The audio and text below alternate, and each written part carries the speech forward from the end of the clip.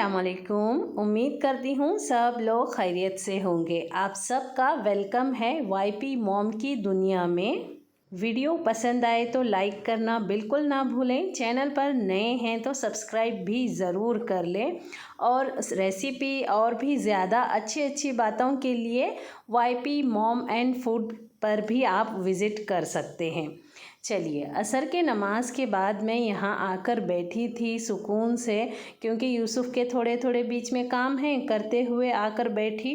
गर्मी की वजह से हाल तो बहुत बुरे हैं, पर पात्री साहब है ना, इस बार जो मुझे ड्रेस लाए हैं, पतले दुपट्टे हैं हल्के कॉटन के, माशाल्लाह दिन भर रह रहे हैं मेरे सर पर।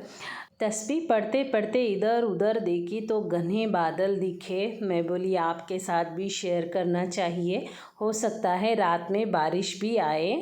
आज तो मैं आपके साथ मेरा शाम का रूटीन शेयर कर रही हूँ। मेरा कैसा होता है, काम करती हूँ, थोड़ा सा फ्री टाइम मिला के फिर तस्बीह लेकर बैठती हूँ। चलिए, उसी बीच में मुझे यूसुफ के लिए जानमाज़ देना है। मगरिब का टाइम हो गया है।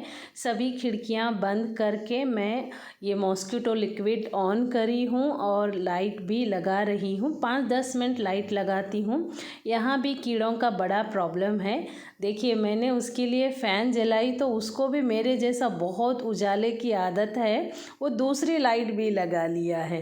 चलिए, उसकी नमाज़ होने तक मैं आपके साथ ककड़ी की बातें शेयर करती हूँ। अगर मैं उसी के आसपास नमाज़ पढ़ूँ ना तो वो लंबी लंबी दुआएं मांगता है ना, तो शर्माता है। चलिए, ककड़ी का छिलका तो निकाल लिया। इस तरह से ककड़ी का थोड़ा सा टुकड़ा बहुत सारे लोग घिसते हैं।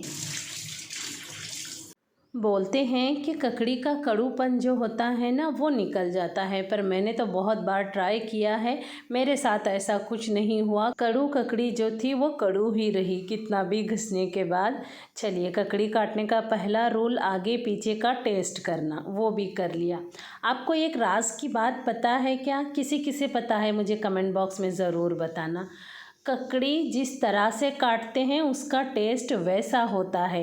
गोल काटेंगे तो अलग आएगा, इस तरह से लंबा काटेंगे तो अलग आएगा, और इस तरह से पूरा लंबा लंबा कट करेंगे तो भी अलग टेस्ट आएगा, और साबित ककड़ी खाएंगे तब भी इसका अलग टेस्ट आता है।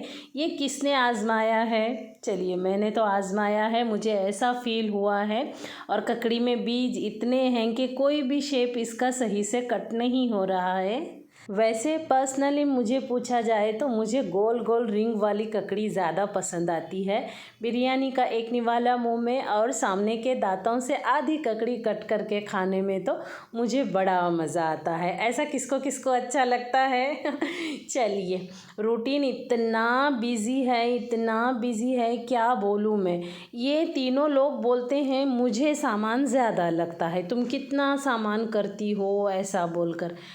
मेरे घर में ज़हीन को 4 तकिए लगते हैं, पादरी साहब को 4 तकिए लगते हैं, यूसुफ को 2 तकिए लगते हैं और मुझे 1 तकिया लगता है।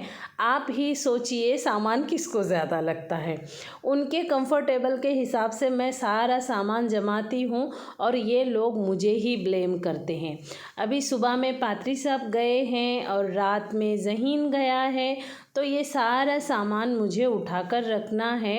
धोने का तो सवाल नहीं उठता, क्योंकि बच्चे हैं, छोटे नहीं हैं, तो सू वगैरह तो करने का सवाल नहीं उठता। थोड़े से नैफ्थलीन के गोलियां डालकर रखूँगी। जाड़े जाड़े जो भी बिस्तर होते हैं ना, मैं वो सिर्फ धूप के दिनों में ही धोती हूँ। बाकी दिनों में धोना मैक्सिमम अवॉइड करती हूँ, जब तक के ज़रूरी पड़े ही ना। अगर इतना ज़रूरी हो कि उसके धोए बगैर चलता ही नहीं, तभी धोती हूँ। बेडशीट का तो आपको पता ही है, हर हफ्ते, हर 4 दिन में, हर 15 दिन में जिस भी तरह से यूज़ होती है बेडशीट, उस तरह से मैं साफ़ कर लेती हूँ। चलिए, जितना इसमें सामान बैठा बिठाया, ये रात के क्लिप हैं। ये लड़की कितना अच्छा डांस कर रही है, देखिए।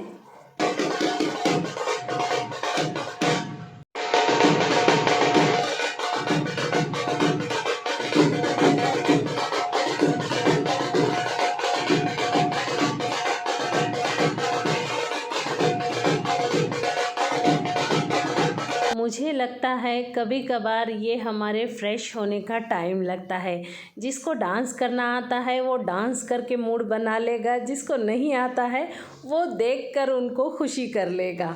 चलिए, ये दूसरे दिन के क्लिप है। मैं यहाँ पर साबूदाने बना रही हूँ और आज मैंने साबूदाने में एक मिस्टेक की है।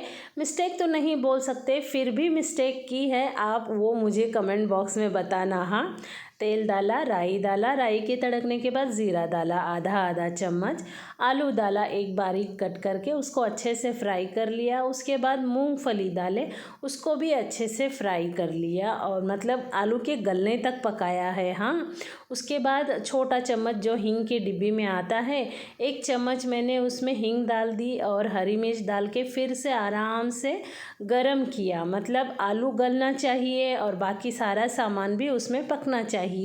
कम फ्लेम हाई फ्लेम करके करेंगे। और 1 चम्मच मैंने नमक डाला है। पौना किलो मैं साबूदाने रात में ही 2 पानी से धोकर भिगोए थे और कितने खिले खिले साबूदाने भीगे हैं देखिए। जितने साबूदाने होते हैं ना बर्तन में, करेक्ट उतना ही पानी डालकर रात भर भीगने के लिए छोड़ना चाहिए। 2-3 घंटे के बाद उसे ऊपर नीचे कर लेना चाहिए। परफेक्ट साबूदाने भीग कर आते हैं। इसका कलर तो देखिए, वाइट लाल मूंगफली, येलो आलू, ग्रीन मिर्च, कितनी परफेक्ट लग रहे हैं ना। उसके बाद मैंने 10 मिनट तक कम फ्लेम पर हाई फ्लेम पर उसको दम किया है। उसके बाद उसका रिज़ल्ट परफेक्ट आया था। और ये इसकी पढ़ाई चालू है और इधर अभी मेरा टाइम आया है मगरिब की नमाज़ का। क्योंकि मगरिब की नमाज़ है ना, थोड़ी सी 5-1 मिनट मेरे से लेट ही होती है, क्योंकि बच्चों को मैं थोड़ा सा काफ़ी स्पेस दे देती हूँ। वैसे अक्सर मैं दूसरे रूम में भी पढ़ लेती हूँ, लेकिन बच्चे बीच में जब आयत उनको भूल जाते हैं, दुआएं भूल जाते हैं ना, तो रुक कर मुझे पूछते हैं। तो इसलिए भी मैं थोड़ा सा नमाज़ उनकी होने के बाद पढ़ना ज़्यादा पसंद करती हूँ। चलिए, फिर से आ गई हूँ रूटीन पर। कॉटन के कपड़े हैं ना, लगभग मुझे 2-4 बार तो प्रेस करके ही पहनना पड़ेगा, क्योंकि धोने के बाद तो देखिए उसमें कितनी सिलमटें आ गई हैं। नहीं तो आप लोगों को तो पता ही है ना, जो वाईपी मॉम से जुड़े हुए हैं, मैं कभी कपड़ों को प्रेस नहीं करती हूँ। चलिए, साबूदाने में मैंने क्या मिस्टेक की थी पता है आपको?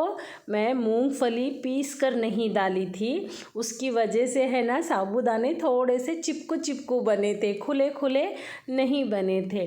लेकिन टेस्ट में माशाल्लाह नॉर्मल साबूदाने से भी ज़्यादा अच्छे बने थे। मुझे पादरी साहब बोलने के बाद याद आया, इसमें तो तुम मूंगफली पीसी नहीं हो रानी बोलकर।